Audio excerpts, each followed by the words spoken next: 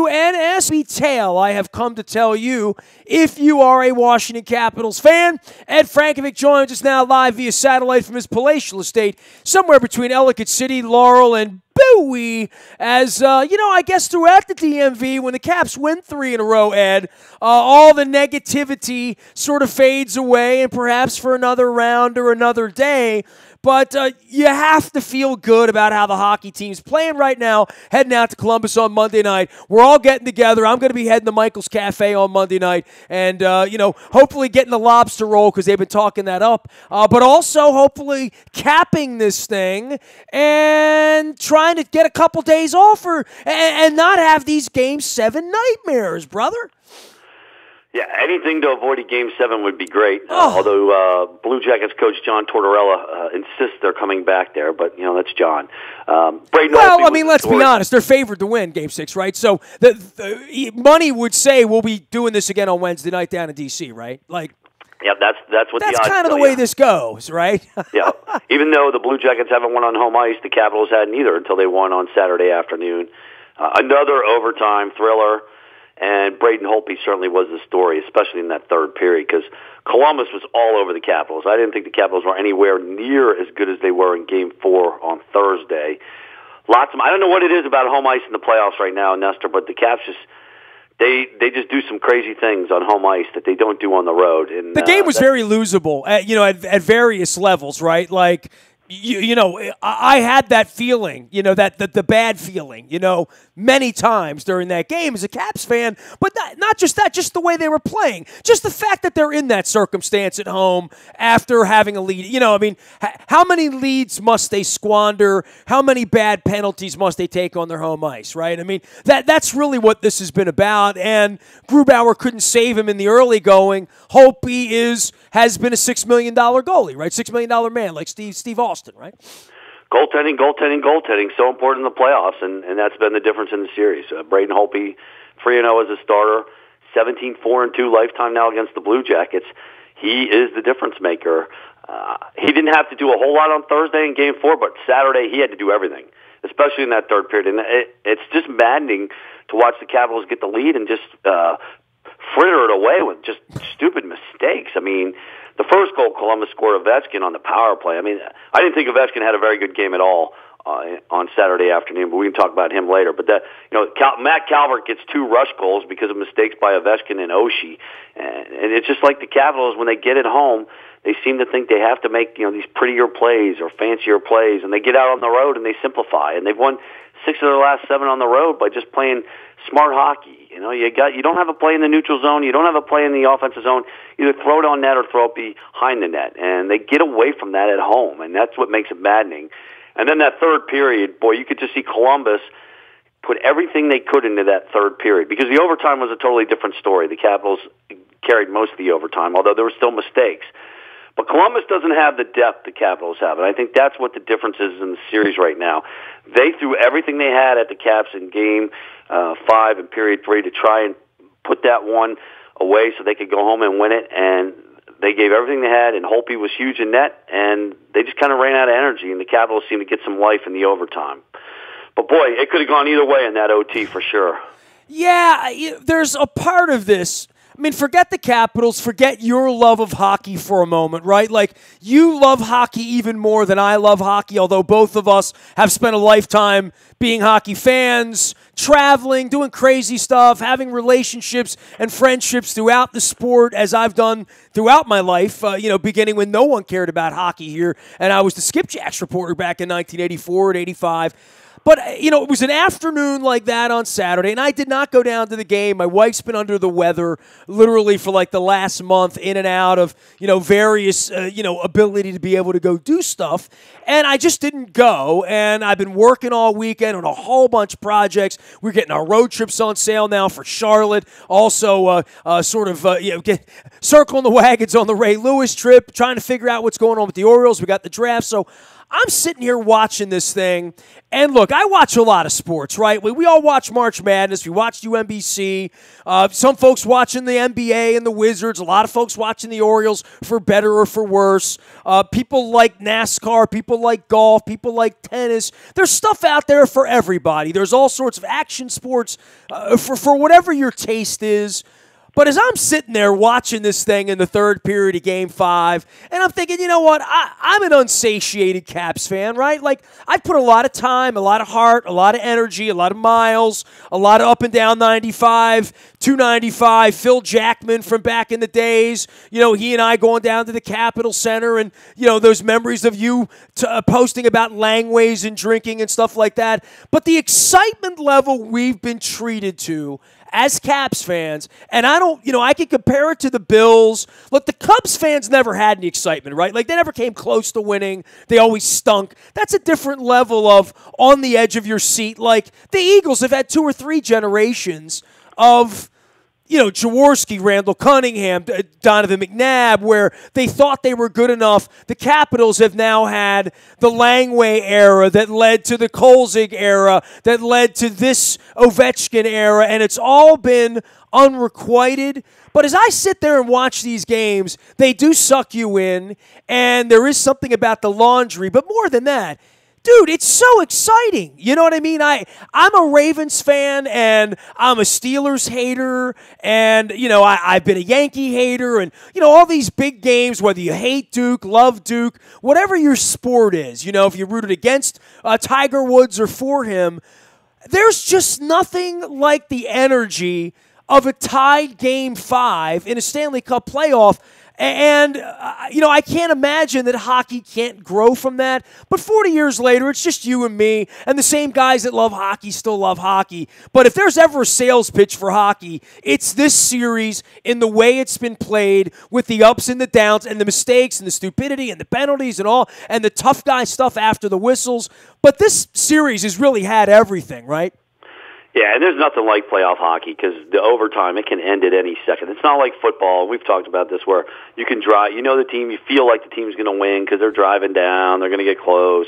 All they need is a field goal or a touchdown. And in hockey, it can just bang. You make a mistake at the blue line, the guy's going the other way for a breakaway or a shot from the point like Game 5 on Saturday afternoon. You know, Orlov fires it and Backstrom with a beautiful tip, and it goes in. I mean, that's how you have to win these games, just grinding them out. But there's nothing like the excitement of playoff hockey. I think it's the best. I think even people I know that don't like hockey will watch the playoffs, especially if the game's in overtime. I mean, people all walks of life, people watch other sports, always remember the 4 overtime Islanders Caps game that you and I were at that ended the Easter epic early in the morning.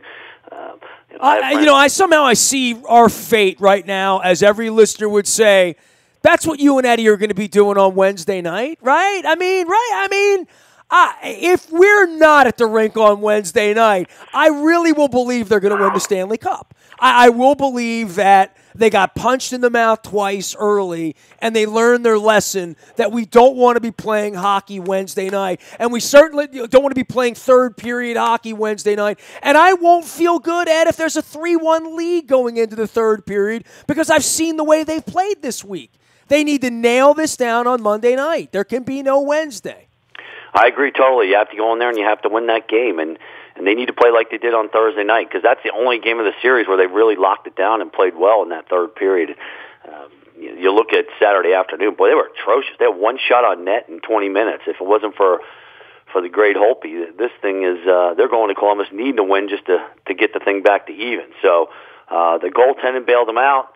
They came out in that overtime and looked like a totally different team. I don't know if Columbus got tired. I do think Columbus got tired because they're not as deep as the Capitals. They don't have as much depth. They have that high end. They have Panarin. They have Atkinson. Those guys are playing a lot of minutes where Trotz can really roll 3 lines at you, and that's really what's happening. It's 3 lines each because Chason and Vrana played less than 8 minutes, and on the other side, Dubinsky and I can't remember the other guy.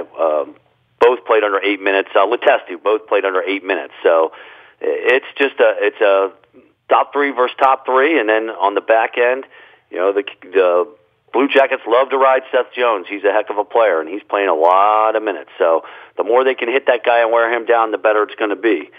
But the Capitals have not been able to lock down a third-period lead except for once in this series, so they have to get better at that. Let's go, guy to guy, player to player. It feels to me like Oshie's not playing at 100%. I mean, I think we sort of feel that a little bit. Backstrom with a huge wake-up here in a big game. And, this team kind of comes at you, and maybe I'll compare it to the mid-90s Orioles. Is that fair to say? One night it would be Palmeiro, one night it would be Alomar, one night it would be Ripken, one night it would be, some Todd Zeile or some Incaviglia or some other guy. This team has those kind of stars where I want one of these nights to be Ovechkin. Don't you? I want it to be all about him on his back. We've now seen Holtby. We've seen Backstrom. Wilson had a good game, couple of bad games, a lot of penalties out there. Kuznetsov has played well through this thing. Burakovsky's nowhere to be found, not on the ice, obviously. So some of these star players, I'm not down on Ovechkin and where he is here, but I want to see him start to step up and be a difference maker for these next 6 weeks, because for them to win the Cup, they're going to need Holtby. They're probably going to need Grubauer before it's all over with. If they're going to win the Cup now, I'm talking about if they're going to play 6 more weeks of hockey, and that remains to be seen. But I think we're allowed to talk about that up 3-2, right, Ed? I mean, it's not crazy to talk about the long tail of this. I need 8 playing this sort of run that's going to put the franchise on his back, because I think that's what they need. They're going to need him. Yeah, I haven't been real pleased with his game in the series. He's been pretty much a power play specialist, and on Saturday afternoon, his power play specialty was turning the puck over for a shorthanded 2-on-1 rush. Ovi's got to get better at even strength, and he's not. I think he's backing off the hitting a little bit. I think part of that's they're worried about all the penalty calls, and the referees have been very inconsistent in this series. You don't know what's a penalty, what isn't on hits. So I think he and Wilson have had to back off a bit, and that doesn't help their game because they like to play off that power.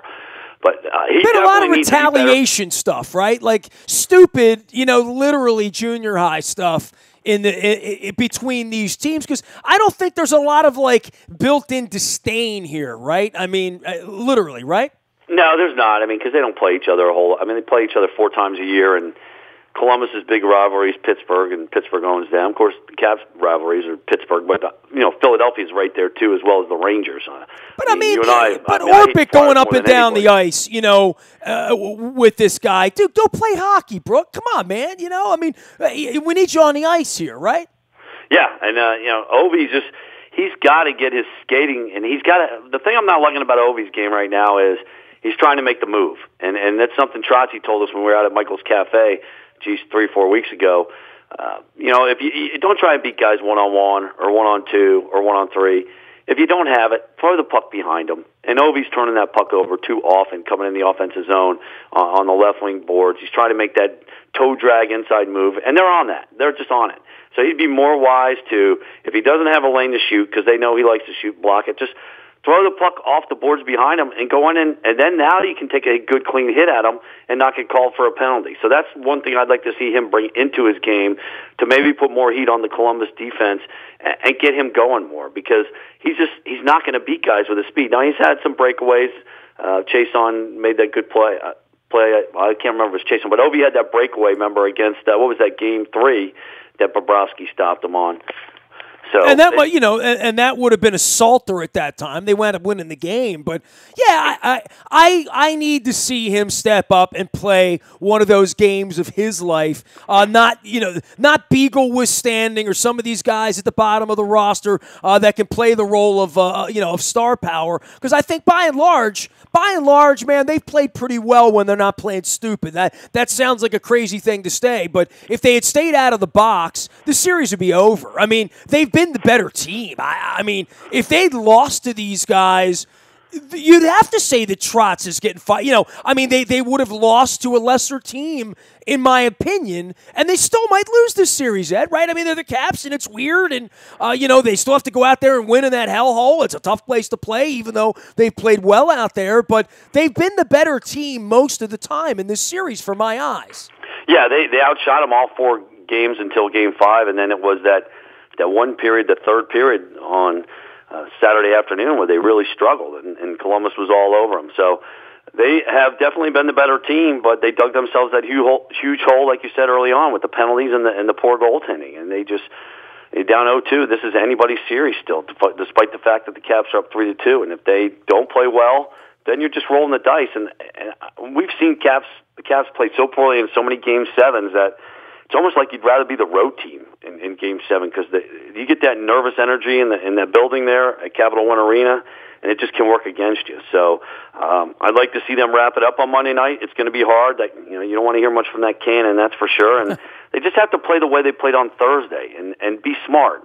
Don't try and beat guys one-on-one and get pucks to the net. Go north-south hockey. Well, they did stay out of the box out there. Yeah, they have to, and hopefully we get some referees that have some consistency. I don't think it was good for either team on Saturday afternoon. I certainly couldn't tell what was a penalty and what wasn't in that game on Saturday afternoon, and it worked for both teams, and it worked against both teams. So the Blue Jackets had 5 power plays, the Caps had 4.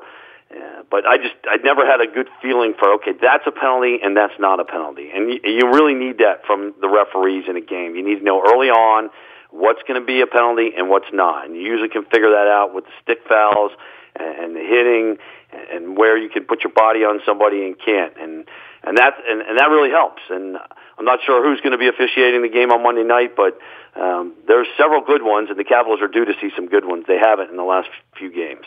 He is Ed Frankovic. He is Ed at WNST.net. Also, Ed Frankovic out on Twitter during all Caps games. Of course, Monday night, the series moves to Columbus. I'll be out at Michael's Cafe. I'm hitting the Raw Oyster Bar up there on Monday night. That's going to be my mojo. I've gone crab cake. I've gone crab and lobster cake. I've gone steak. I haven't had the split-level soup in 2 visits. So Michael's Cafe, that's where we're going to be gathered on Monday night to watch Game 6. So hang in there. It should be good times. Ed Frankovic joining us here. It's all brought to you by our friends at Howard Bank, a relentless commitment to being the best at everything they do. Branches now throughout Baltimore and throughout the state of Maryland. Really, there's one popping up everywhere, quite frankly. HowardBank.com, the way to do that. I've also got some Royal Farms Kona Blend in my Howard Bank coffee mug here on our Facebook Live and our YouTube WNSTV channel. Royal Farms, real fresh, real fast. Tasty coffee, the best fried chicken in the land, and those Western fries. Make sure you're using that app. Download the app onto your mobile device. Use that when you're filling up for points, and you get some free Western fries. Nothing better than Western fries, except when they're free. Royal Farms, real fresh, real fast. Also, our morning newspaper ships to you each and every morning at 7 a.m. It's all brought to you by Planet Fitness at planetfitness.com, where it's still $10 a month, always judgment-free. Got the lunk alarm going on there as well. And in our morning newspaper now, the Laurel entries for the weekend. Ran the Tessio this week, now getting ready for the Black-Eyed Susan and the Preakness. My wife and I are head down to the Kentucky Derby celebration at Laurel on the 5th. Won't you join us for some fun and some Justify and some Bob Baffert and maybe a mint julep and a black-eyed Susan. Who knows? The Maryland Jockey Club now partnering with WNST.net. Appreciate their support as well. We'll see you all throughout May as the track moves from Laurel to Pimlico and the Pink Day, and that's the 18th, and that festival's going on. And, of course, on the 19th with the Preakness Stakes featuring the Kentucky Derby winner. Nasty at WNST.net always finds me.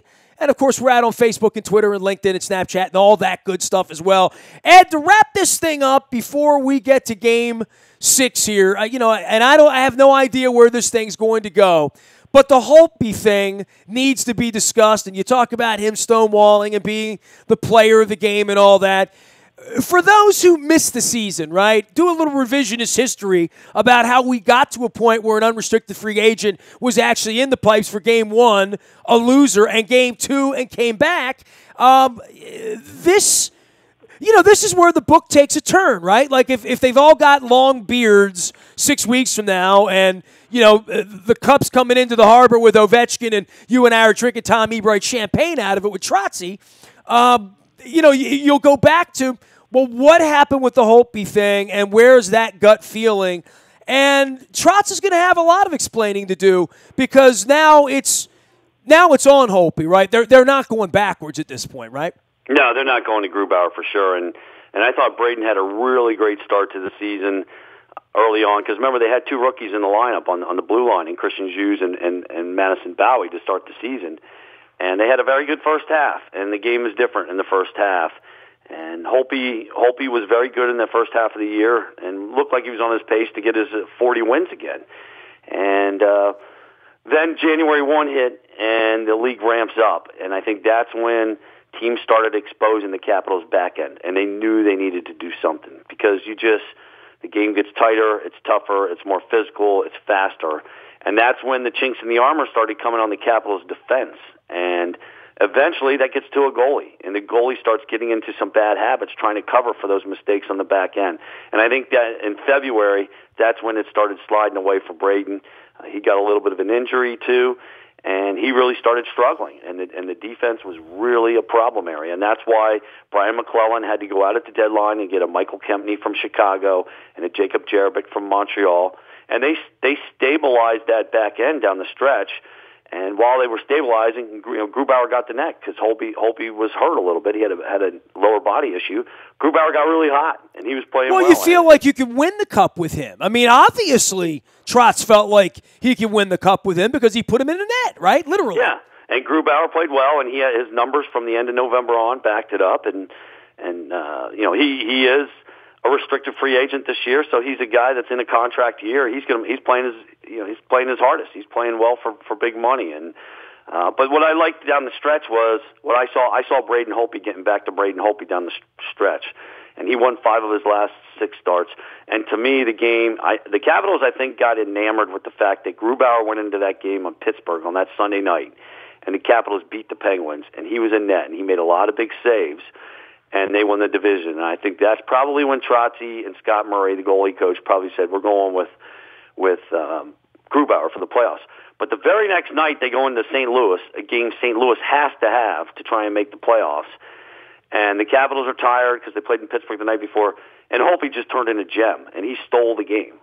And that's when I made my mind up that I was going back to Braden Holtby to start the playoffs. Well, I mean, in that night, you looked at them and said, wow. I mean, they're not even taking their foot off the gas for a minute here to go out to St. Louis and beat that team the way they did that night. And that's when you started to say, well, either one of these guys, you have to pick one. I mean, and I know you and I talked about that a week and a half ago. I talked about that with Rob Carlin, with everyone. You have to pick one. And I think in every fan's mind, if there had been a poll in the fan base, it probably would have been 50-50, right? It would have been probably more towards Grubauer because, hey, you're more experienced than anybody when it comes to the backup quarterbacks, the most popular guy in town, right? But I mean, in a sensible...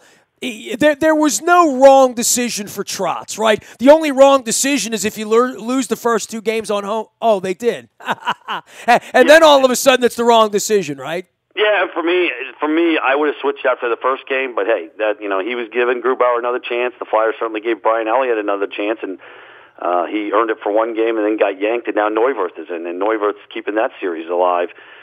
Heading into Game 6. But I'm a Holtby guy. I've always been a Holtby guy. I believe you're paying him $6 million to be your goalie. I knew his record against Columbus. I saw his body of work down the stretch. I felt like he was back to Braden Holtby. And, given my years and years of watching hockey, I just felt like Holtby was the guy to go to. But I understand why they went Grubauer. And I think what happened was Columbus got a little bit of the book on Grubauer, and everything was up high glove side. And if you notice, the Blue Jackets tried that for a little bit on Holtby and were getting denied, and now they're trying to come up with other ways to score on them. And basically at this point, a lot of it is 2 of the 3 goals on Game 5 were odd man rushes, and the third was a deflection. I mean, the same thing at the other end. The only way you're going to beat Bobrovsky is with deflections and screens and getting them moving. So these 2 goalies are elite goalies, and Holtby and Bobrovsky, and Holtby certainly outplayed Bobrovsky, that's for sure, but Bobrovsky hasn't played poorly either. How about those Winnipeg Jets and those Vegas Golden Knights, Ed Frankovic? I mean, obviously Penguins Flyers, going longer than, these other series, beating each other up, Colorado and Nashville as well as the Capitals. And, some of these might still go 7 before it's all over with. But the Winnipeg Jets and the Vegas Golden, this is, it's the league's worst nightmare, but the best scenario where these markets are getting a taste of Stanley Cup madness. I mean, even in Columbus, where they've had a little fun this week, if nothing else, right? Like, they've had that opportunity. Toronto's had that opportunity as well to have a good time here. They are sprinkling the love around here a little bit, but the Winnipeg thing's off the chain, I think, right? Yeah, that's going to be a heck of a series if Nashville can close out Colorado. I mean, Colorado's been a big surprise in the playoffs to really stay in the series with Nashville. Been very impressed with Nathan McKinnon. And that team, they lost their number one goalie and Semyon Varlamov, former Capital, and Pickard and Nets playing well, and they're just I don't know how Colorado's doing it. I mean, Nashville should have blown that team out, and they haven't. You know, maybe the ghost of Washington Capitals' past are coming to haunt David Poile, but it must be something about that President's Trophy thing, Ness, because nobody seems to cruise through the first round when they're up. When they're winning that President's Trophy. But I think Nashville and Winnipeg is going to be one heck of a series if we get to it, which we should. And I just think that's a great story. And I love the team Winnipeg has. I think getting Paul Stastny at the trade deadline really further solidified them up the middle. The key to that team is Mark Scheifele. He's a center, and he's battled some injury woes this season, but if he's healthy, boy, he's one of the best players in the league. That team is, like you said, a small market out in the middle of nowhere, but boy, they got a heck of a fast and big hockey team. All of our WNST coverage brought to you by our friends at Howard Bank, where they present our Be More Positive Community Charity Series. We're doing that each and every Thursday morning. Also brought to you by our friends at Cole Roofing. We all felt that March wind come through. We got a lot of commercial spaces, corporate spaces with roof damage. Folks don't even know they've had the damage. When the rains continue to come here, you're going to be finding out about that.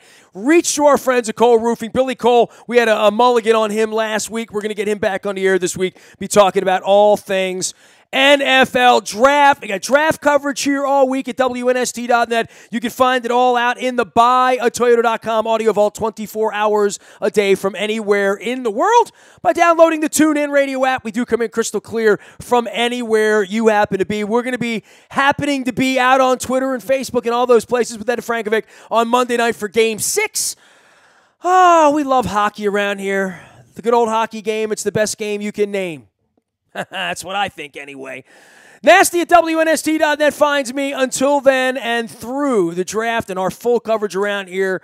Any breaking news you'll get first on the WNST text service. It's all brought to you by Coons Ford of Security Boulevard. And, of course, Dennis will be here on Thursday getting you ready for the draft on Thursday night. And I've got the road trips going on sale for Charlotte as well as for the trip to Nashville. I put together a pretty interesting. The Nashville trip's my birthday. Let's start with that. It's my 50th birthday is October 14th. So the Nashville trip's going to be kind of funky and fun. I'm putting a little extra touch on that for everybody. So those details are going to be coming out next couple days. So hit the website for that as well as all of our social media. I am Nestor. We are WNST.net, AM 1570 at WNST Tassel, Baltimore, and we never stop talking Baltimore sports.